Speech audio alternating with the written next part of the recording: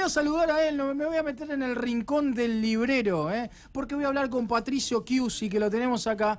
Primero quiero preguntarle si tiene tatuajes. ¿Cómo andas, Pato? ¿Cómo andan, muchachos? ¿Todo en orden?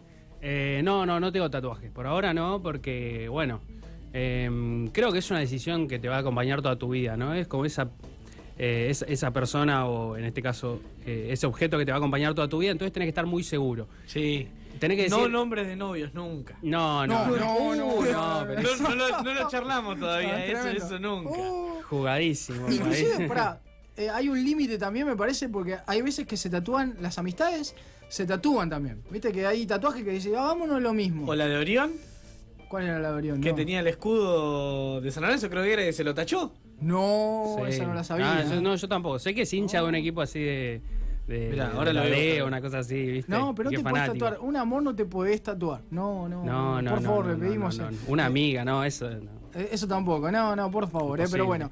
Pero todavía no tenés decidido el tatuaje, pero participaste de la consigna. Sí, te ves ahí, participé porque ustedes, muchachos, participo con todo lo que hacen, así que... Ponele ganas. Mañana viene y te dice la gente de Crispy, ¿me entendés? Hoy, cuando apriete el botón Santi, te dicen ganaste. ¿Qué te tatuaste? Me desmayo. Te pedí la anestesia. Tendría que reflexionarlo. Haría como... Yo puse que me haría una especie de montaña con un río así chiquitito, algo muy sutil, algo relacionado a la naturaleza, algo chiquitito, pero pensaba por ese lado. Está muy bien, Pero no sé, tendría que verlo. Está perfecto. Vos sabés, Pato, que bueno, vamos a hablar a lo que nos compete, vamos a hablar de libros. Indudablemente estamos cerca de distintas fechas icónicas. Yo veía por ahí que bueno, el lunes se cumplen aniversario de la muerte de Borges, por ejemplo. Así es. Que podemos volver a hablar y repetir en algún momento de Borges. Sí. ¿Y es verdad que vamos a sortear un libro también? Vamos a sortear un libro, el Aleph de Borges. No lo tengo conmigo en este momento, pero quédense tranquilos. El lunes lo hacemos. El lunes lo hacemos. No hay ningún problema. ¿A Sí. dónde vamos hoy, Pato? Hoy nos vamos a Estados Unidos, nos vamos a Nueva York y San Francisco, las dos puntas, ¿no? Porque recientemente fue noticia la muerte de Lawrence Ferlinghetti, no sé si lo pudieron escuchar, que fue el último beat, el último poeta y librero de la generación beat. Mucha gente me pregunta siempre, ¿qué es esto de la generación beat y por qué es tan famosa? Y les voy a contar una historia muy cortita. En 1940, en la Universidad de Columbia, aparece este tal Lucien Carr, ¿no? Que era un periodista medio under, ¿no? Que no era muy respetado en el círculo académico de los periodistas, y se reúne con Allen Ginsberg. Sí. Allen Ginsberg era un muchacho en ese momento que estudiaba literatura en la Universidad de Columbia, y le dice, che, vos que sos medio under, vos que andás medio en la marginalidad, que te gusta eso, tenés que conocer a dos personas. Y lo llevó a un bar, y en ese mismo bar conoció a Jack Kerouac y a William Burroughs. Mirá. Y a partir de ahí se formó el tridente de la generación beat.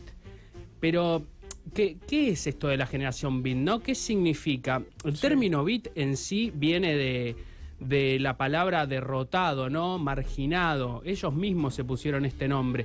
Eran personas que les gustaba, si bien venían de familias tradicionales, de familias con estudios, de familias con educación, de hecho justamente se conocieron en la universidad, eran personas que les gustaba el medio under, ¿no? Les gustaba ir a un bar suburbio a escuchar jazz, les gustaba obviamente drogarse, estar con mujeres.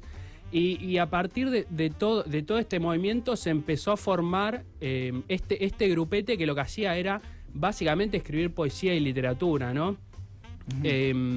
Su motivación era eso, la lujuria, digamos. Exacto. Es eso, ¿no? Mirá vos, Eran unos marginados que su mayor arma de poder era la literatura. Como pasa mucho, ¿no? Con los escritores, donde sí. Quizás sus peores penurias o sus peores o sus mejores lamentos, si se quiere, lo plasman en la escritura. Sí. Y en este caso congeniaban los tres en eso. Congeniaban los tres, que son bueno, los padres fundadores, ¿no? Vivían al margen del sistema, eran asiduos obviamente a las drogas. Y quizá la Biblia de Beat, ¿no? Que se suele decir generalmente, es En el camino de Jack Kerouac, que es muy conocido, ¿no? Que básicamente es un retrato de un viaje de dos personas. Sí. Por las rutas de Estados Unidos, ¿no? Y van recorriendo los distintos pueblos, los distintos bares. Pero en sí la pregunta fundamental de la pregunta es si la vida es un sentido, ¿no? Es un sinsentido, es decir, en el medio es un viaje que, bueno, viajemos, el camino, ¿no? Exacto, por eso el nombre, En el Camino. Viajemos y todo lo que sucede es totalmente existencialista y no tiene ningún sentido, o todo lo contrario, ¿no? ¿La vida tiene algún sentido? ¿Para qué es este viaje, no? Sí. La vida es esa búsqueda constante de saber para qué estamos acá. Un poco ese era el pensamiento general, ¿no? Y la verdad que marcaron una época porque fueron precursores, por ejemplo, de los movimientos hippies, ¿no? En la década del 60 de Estados Unidos. Claramente hay muchas relaciones en esto, pensemos las drogas psicodélicas, la libertad sexual, sí. En este caso, bueno, los beats eran más yaceros, ¿no? Después el hippismo se acopla, ¿no? se amolda más a una música de rock, ¿no? Pero inclusive vemos que muchos músicos tuvieron influencia en la generación beat, por ejemplo David Bowie, Patti Smith, Kurt Cobain, todos los que vendrían después, norteamericanos, ¿no? Que agarraron estos beats, que escribían una poesía muy cruda, literatura muy cruda. ¿De qué año era esto, más o menos? Esto es la década del 40 más o menos. 60, por ahí, ¿no? Entre el 40 y el 60 que escriben. Hace poco murió, 101 años tenía el último beat, así que imagínense. Pero claro, es una generación que que se queja un poco de la situación de la hegemonía de ese momento, del poder. De un lado, tampoco muy revolucionario, sino de analizarlo de forma tranqui. Tal cual, no era su objetivo ser revolucionario. Es decir, ellos no plantearon el hecho de decir, che, vamos a romper el sistema, vamos a hacerlo pedazos, sino que eran personas que vivían marginadas y que un poco lo demostraban con sus acciones, ¿no? Claro, que me parece que en ese sentido el origen también es parecido a lo que decías de los hippies, porque me parece que sale de una represión tan grande que cuando se liberan, alguno te puede decir que hasta lo hicieron de más, como que se fueron al otro extremo. Claro. Pasaron de estar reprimidos y no poder hacer nada a un libertinaje extremo. Sí, tal cual. Pasar de una vereda a la otra. Claro. Y mirá vos en lo que inspiraba, lo que contabas, Pato, recién, Cobain, no sé, bien me contabas qué más. Patti Smith, Ian Curtis, David Bowie. Que vinieron después, pero se inspiraron un poco en ellos. Se inspiraron en toda esta cultura beat. De mucha crudeza. Viste que hay una mezcla, hoy hablamos de mezclas en la vida, ¿no? ¿Viste? Y la verdad que sacamos un poco, viste que hoy se usa mucho lo vintage, hoy está de moda, por ejemplo, el minimalismo. Eran un poco minimalistas en su sencillez, a la vez de que, bueno, lo beat significa justamente la marginalidad, ¿no? Que es todo lo contrario en un punto, pero bueno, es un poco minimalista. Sí, totalmente. Eran minimalistas que no tenían grandes pretensiones. Por lo menos en cuanto a la vida que llevaban, ¿no? Eran personas muy humildes en ese sentido, muy minimalistas. No eran ambiciosos. Exacto, no tenían esa ambición y que un poco lo que planteaban era también romper con el esquema capitalista, imperialista, ¿no? De Estados Unidos de esa época, consumismo. La estructura de terminás estos estudios, estudias una carrera, trabajás. La tradición, quizás lo que más me llama la atención de esta generación, estamos hablando de la cultura VIP, ¿no? Así se diría, VIP. Sí, generación VIP, cultura VIP. Es que tampoco es revolucionario que está del otro lado, que decir, bueno, vamos a romper todo, dale. No, sino que está un poco en el medio, ¿no? Está como analizándolo como si fuese un dron de la situación, ¿no?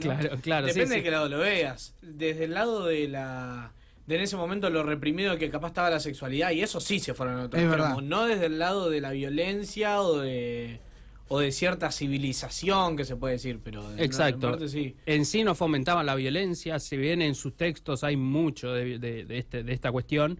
Y por otro lado también rompieron un poco, hablando de tradiciones, un poco la tradición literaria, ¿no?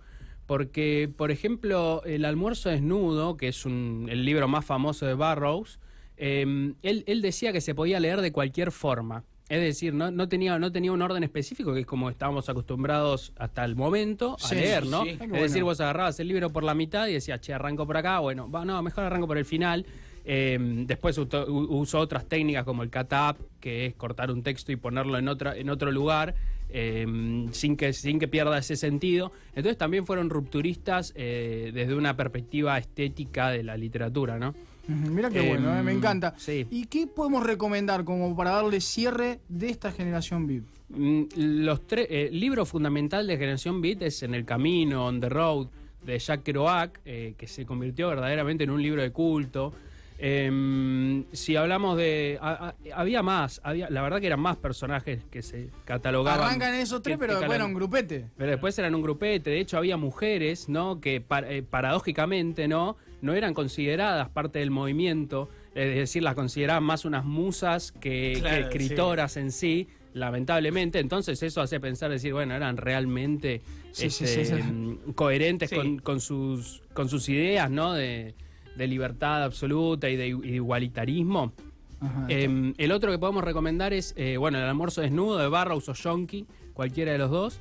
Y de Ginsberg, que no hablamos tanto, que era más poeta en realidad. El mejor poema de él es Aullido, que empieza con la siguiente frase: vi las mejores mentes de mi generación destruidas por la locura. O sea, fíjate que ellos mismos hacen una cierta crítica al estado en el que estaban ellos, ¿no? Que realmente estaban sumidos en miserias y penurias que buscaban satisfacer con sus largos viajes por el camino. Me encanta, Pato. La verdad, agradecerte como siempre, un bálsamo, ¿no? En esta energía que le metemos acá, hablar un poquito de libros, me parece espectacular. No viene mal.